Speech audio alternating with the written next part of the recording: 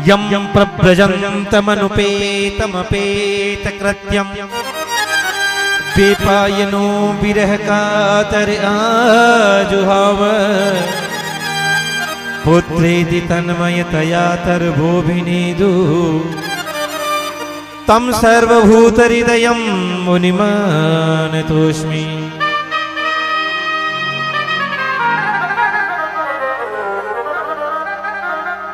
सूत जी कहते हैं महाराज मेरे गुरुदेव ऐसे प्रव्रजंत संत हुए कि उन्होंने प्रथम संस्कार ही नहीं करने दिया। उनका जन्म हुआ पहला संस्कार ही नहीं हुआ और जंगल की तरफ सन्यास लेकर चले गए। सन्यास गच्छन्तम सन्यास लेके वन की तरफ चले गए।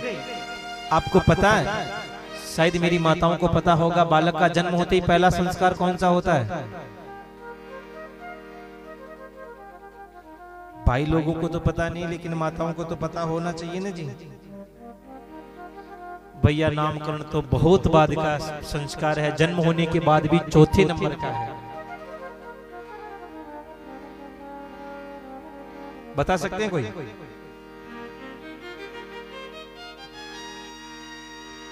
अरे मेरी माताएं, आपको तो पता होगा, शायद बालक का जन्म होते ही उसका सबसे पहले नालक छेदन किया जाता है, नाला काटा जाता है ना।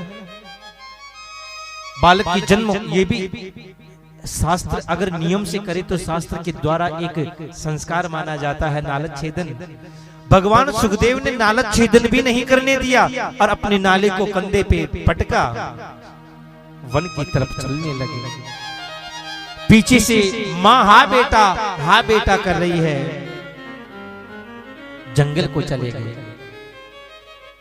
सूत जी महाराज से सोनकादिक ऋषि ने प्रश्न कर दिया, महाराज ये तो हमने पहली बार सुना कि बालक जन्म लेते ही जंगल की तरफ चला जाए। भगवान सुखदेव का जन्म कैसे हुआ, ये कौन थे? थोड़ी हमें इनकी कथा कहिए ना। आइए आप हम सभी सुनते हैं भगवान सुखदेव के जन्म की कथा। कहते हैं महाराज,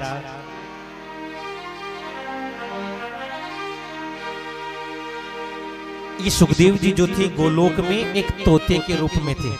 किसके रूप में? तोते के रूप में। राधा रानी के पास रहते, राधा रानी के कभी हाथ पर बैठते, कभी कंधे पे बैठते और राधा रानी इन्हें कहती, बोलो बेटा जय श्री कृष्ण।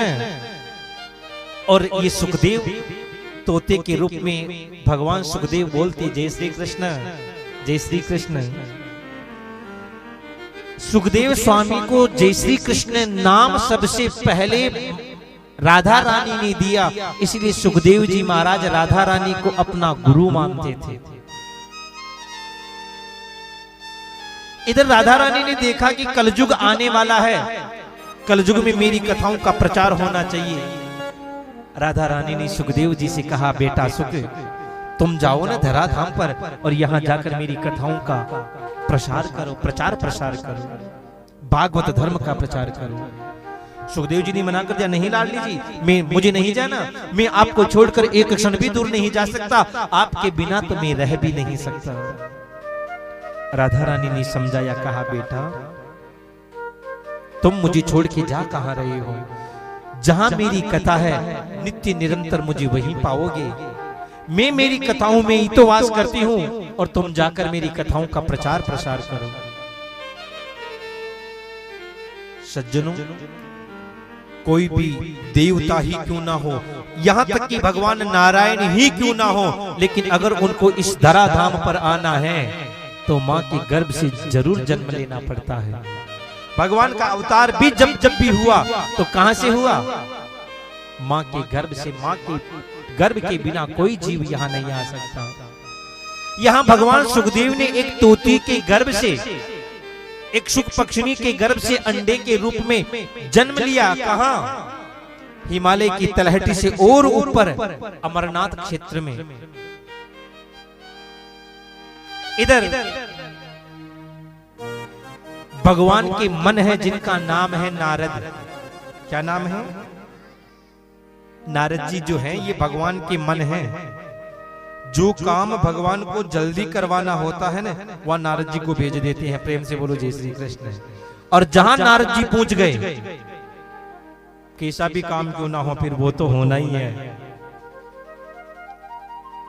और एक बात और आपको बता दूं, जिसको नारद जी मिले, जिसको भी नारद जी मिले, उसको भगवान ना मिले हों, ऐसा एक भी उदाहरण आप मुझे नहीं बता सकते।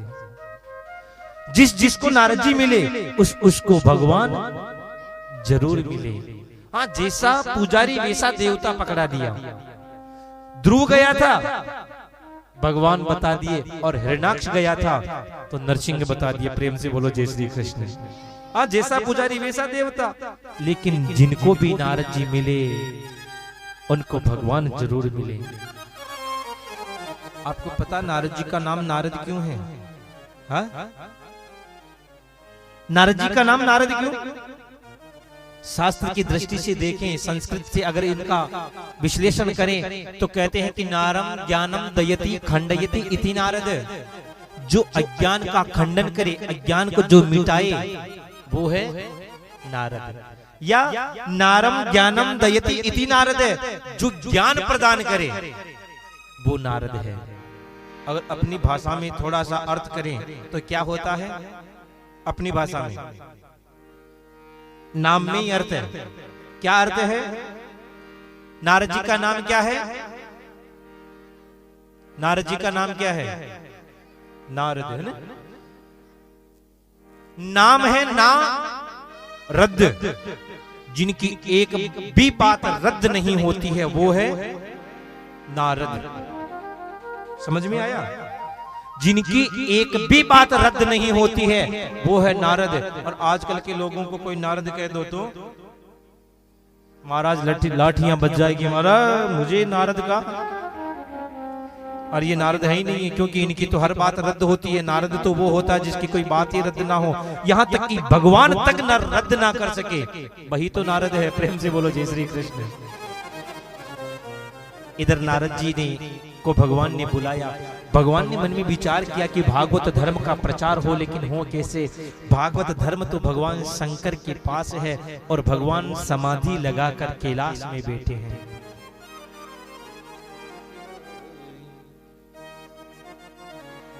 इधर महाराज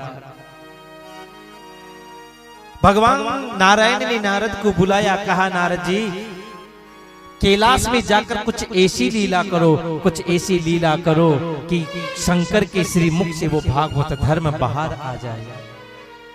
नारद जी ने कहा जो आज्ञा प्रभु। नारद जी ने एक हाथ में करताल ले ली और एक हाथ में वीणा ली और सीधे चले हैं कैलाश की तरफ, भगवान का नाम गुणगान करते हुए। आइए आप हम सभी भी नारद जी के साथ कैलाश में चलते हैं। हो सकता है नारद जी के साथ अपने को भी दर्शन हो जाए। बड़े प्रेम के साथ ताली बजाते हुए सभी गाते हुए चलते हैं।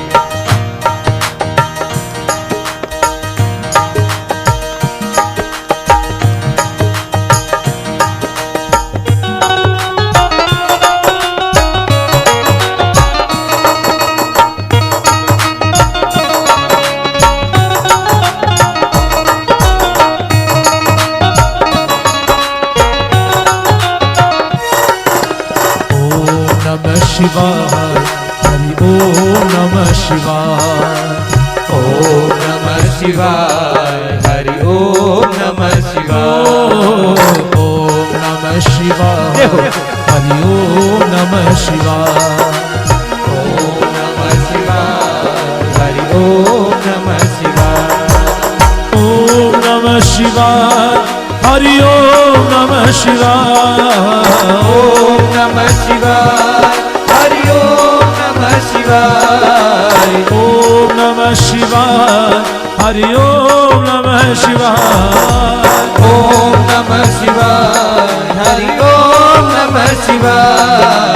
ओम नमः शिवाय। हरि ओम नमः शिवाय। ओम नमः शिवाय। हरि ओम नमः शिवाय।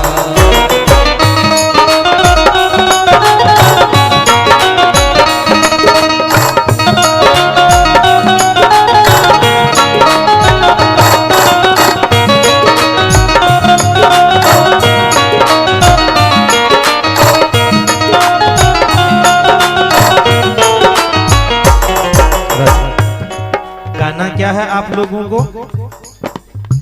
हाँ, क्या गाना है? ओम नमः शिवाय यहाँ कहीं गड़बड़ ना हो जाए। एक जगह पंडित जी गए थे कथा करने, गाते थे ओम नमः शिवाय, गांव वाले कुछ उल्टा ही सुन जाते थे। हाँ, पिछली बार जैसे मायरा हुआ वैसे ही एक जगह एक गांव में पंडित जी से कथा करवाई, कथा अच्छी की होगी, अगली बार फिर बुला लिया पंडित जी को। अब बेचारे पंडित जी तो मेरे जैसे थे ना, भोले भाले, ज्यादा कीर्तन वीर्तन नहीं आता, एक ही कीर्तन ओम नमः शिवाय ओम नमः शिवाय। लोग बैठते सामने बूढ़े बूढ़े,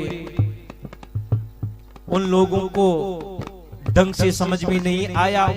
पंडित जी तो बुलवा रहे थे ओम नमः शिवाय और वो कुछ और ही सुन रहे थे, वो सुन रहे थे और लंबो शिवाय। गांव वालों ने सोचा रे पिछली बार महाराज जब कथा करने आए इनको भेंट में वस्त्र दिए, हो सकता कुर्ता थोड़ा छोटा रह गया है।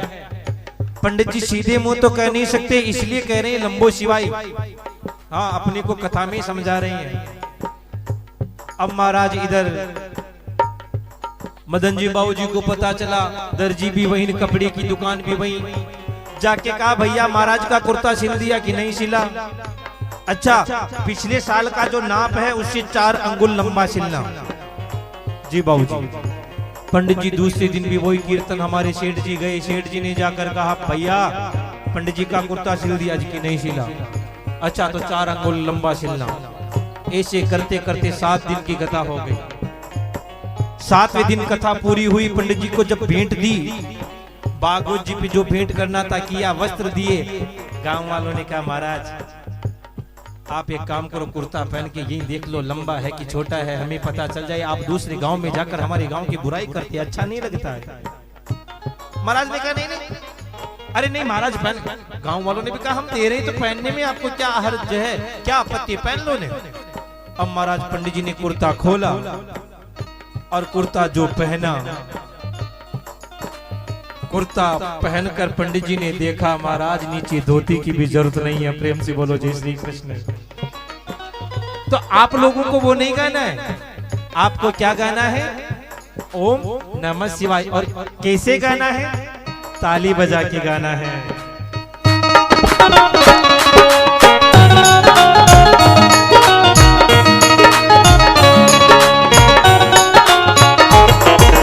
ओम नमः शिवाय, हरि ओम नमः शिवाय, ओम नमः शिवाय, हरि ओम नमः शिवाय, ओम नमः शिवाय, हरि ओम नमः शिवाय, ओम नमः शिवाय, हरि ओम नमः शिवाय, ओम नमः शिवाय, हरि ओम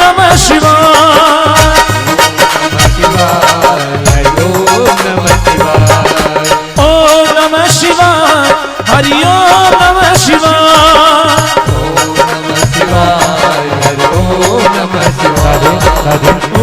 नमः शिवाय, हरि ओम नमः शिवाय, ओम नमः शिवाय, हरि ओम नमः शिवाय, ओम नमः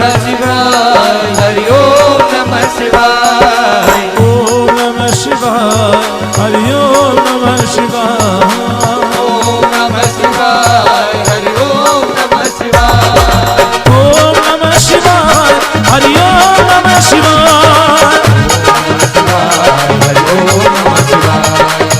नमः शिवाय, हरि ओम नमः शिवाय, ओम नमः शिवाय, हरि ओम नमः शिवाय,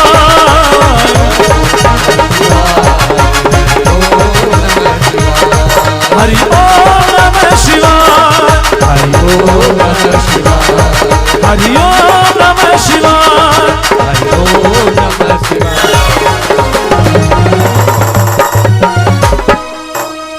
ओम नमः शिवाय, हरि ओम नमः शिवाय।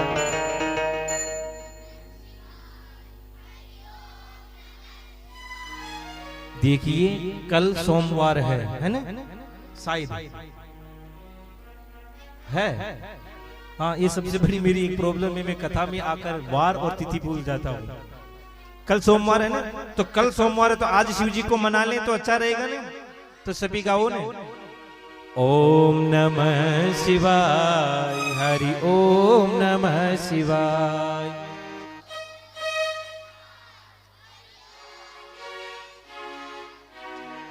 ओम नमः शिवाय, हरि ओम नमः शिवाय। ओम नमः शिवाय, हरि ओम नमः शिवाय। और नारद जी महाराज अपनी वीणा पर नाद करते हुए कैलाश में जाते हैं। कैलाश में जाकर देखा तो भगवान शंकर समाधि में बैठे हैं। नारद जी ने मन ही मन प्रणाम किया। आगे गए घर में। मेरी माताएं ध्यान से सुनिएगा, घर किसे कहते हैं? घर किसे कहते हैं? जो ईंट पत्थर सीमेंट से जो बना हुआ है, क्या उसे घर कहते हैं? हाँ? हाँ। ये सर्वथा गलत है। ईंट पत्थर मिट्टी मकान, ये रोड़ी से जो बना है, इसको मकान कह सकते हैं, घर नहीं कहते। घर किसे कहते हैं? तो शास्त्र, मेरी मन की नहीं कह रहा हूं, शास्त्रों ने जो कहा है, शास्त्र कहते हैं कि घर उसे कहते हैं कि गृहिणीम गृहमुच्यते। जहां घर की मालकिन, घर को चलाने वाली गृहिणी रहती हो, उसे घर कहते हैं। चाहे वो जंगल में एक झोपड़ी बनाकर रहे या टाट पट्टी की एक तिरपाल तान के रहे, उसी को घर कहेंगे। लेकिन जहां गृहिणी रहती हो, जहां घर को चलाने वाली रहती हो, उसी को घर कहते हैं। यहाँ भगवान नारद भगवान शंकर के घर में गए, मतलब माता पार्वती के पास गए। और जैसे ही माता पार्वती ने नारद जी को देखा, नारद जी महाराज को माता पार्वती अपना गुरु मानती थी। और जैसे ही नारद जी को देखा, उठकर खड़ी हुई। ओहो, अरे गुरुदेव प्रणाम, अरे गुरुदेव प्रणाम, आप तो बड़े दिनों में आए। यहाँ नारद जी महाराज माता पार्वती को माँ मानते थे। ये तो जगदम्बा है ना। माँ और संत जो होते हैं ना, अपने से छोटी को बेटी और अपनी से बड़ी को माँ ही कहते हैं। इधर नारद जी महाराज माता पार्वती को प्रणाम करते हैं और पार्वती माँ नारद जी को प्रणाम करती है। 15 मिनट तो प्रणाम करने में बीत गए। वो